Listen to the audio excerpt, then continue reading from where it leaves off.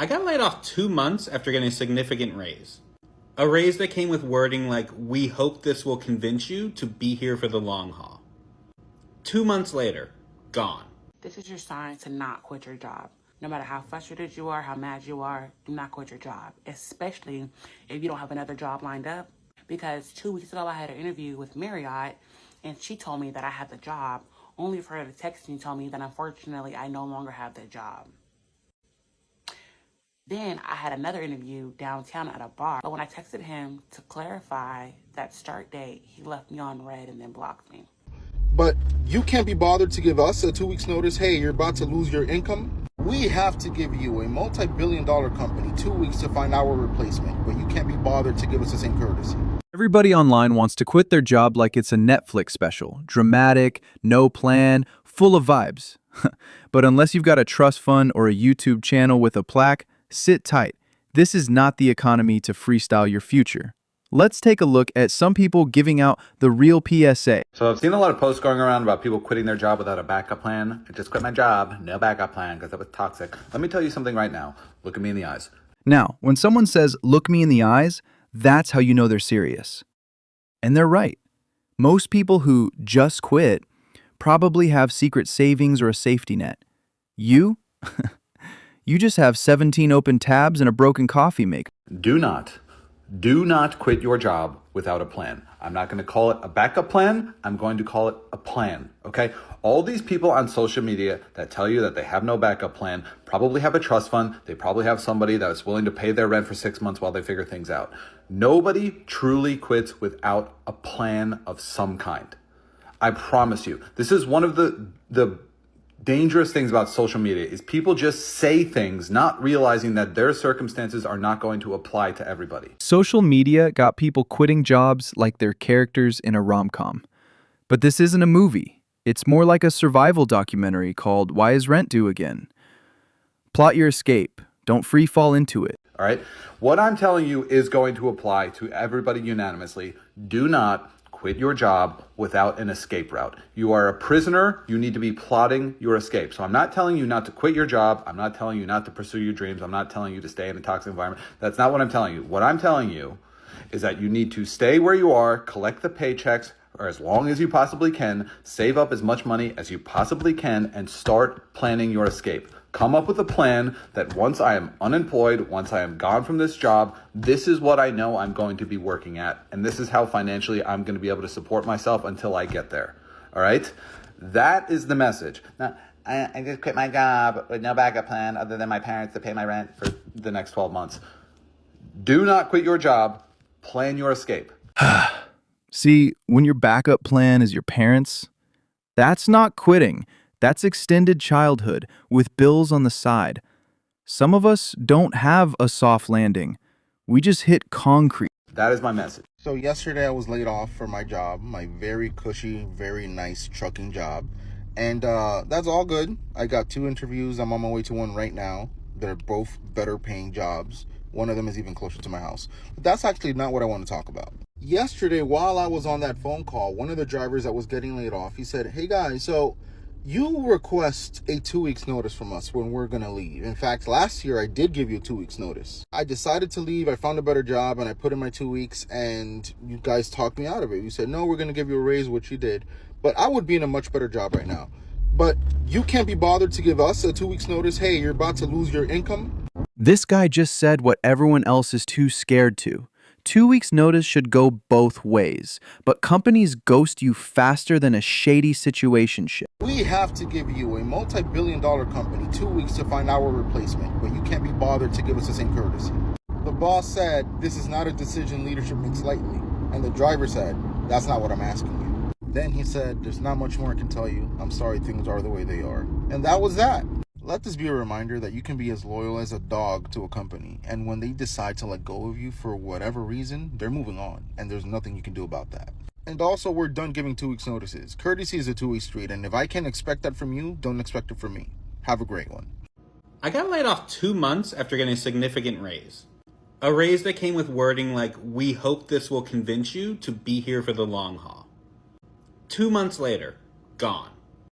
I have people still today who reach out to remind me that even though this happened in November, it was absolute junk. Executives at this company were mad that I was let go, even though they were the decision makers. I had literally hit every goal given to me, succeeded on levels unexpected in the role.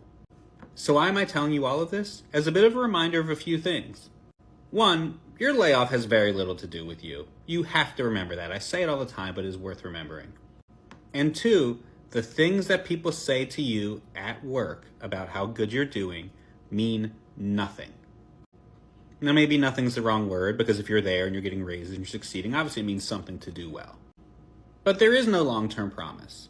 You are who you need to look out for. You, your family, your loved ones, your inner circle. The decisions you make, the jobs you take, the moves you make in your career, that needs to be your top priority. This is the part where corporate loyalty gets a reality check. You're not a team player to them, you're an expense line. Never forget that.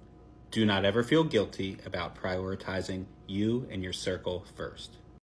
Do not quit that job. Do not quit your job. I was laid off February 2024. I thought I was on top of the world. I was great, top performer at my company, got shout outs from our partners, great accolades from our managers, right? But it did not matter. I was impacted in the layoff.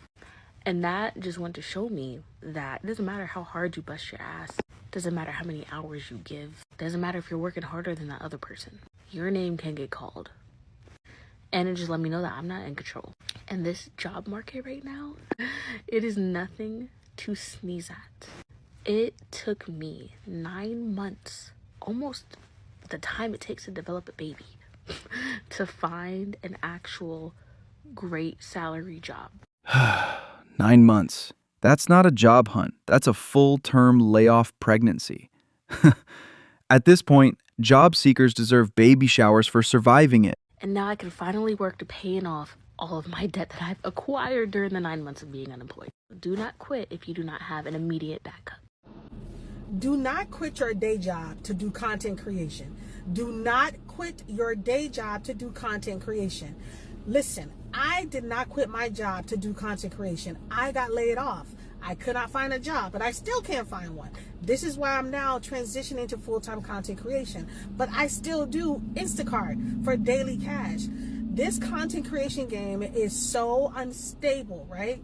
Where you have to wait 30 days to get paid, 60 days to get paid.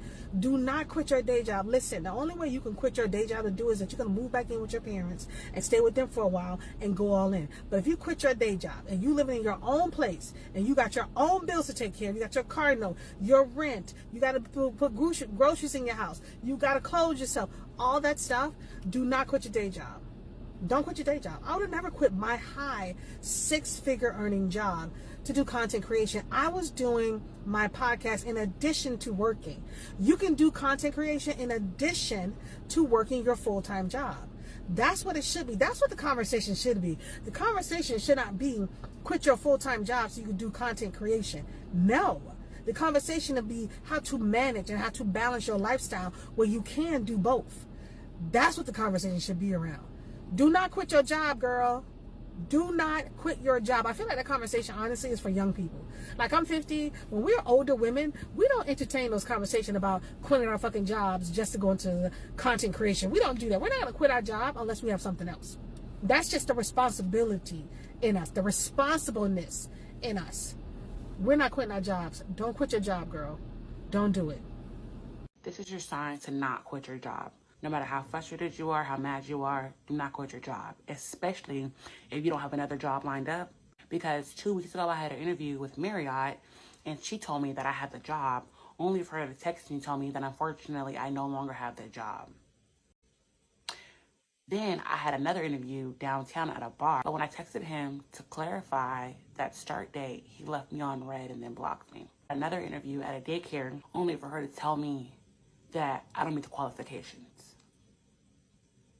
Then this morning I wake up at 8:30 because I have an interview at 10:30, only for them to email me and tell me they've canceled my interview because they're no longer hiring candidates and they forgot they had their job posting up.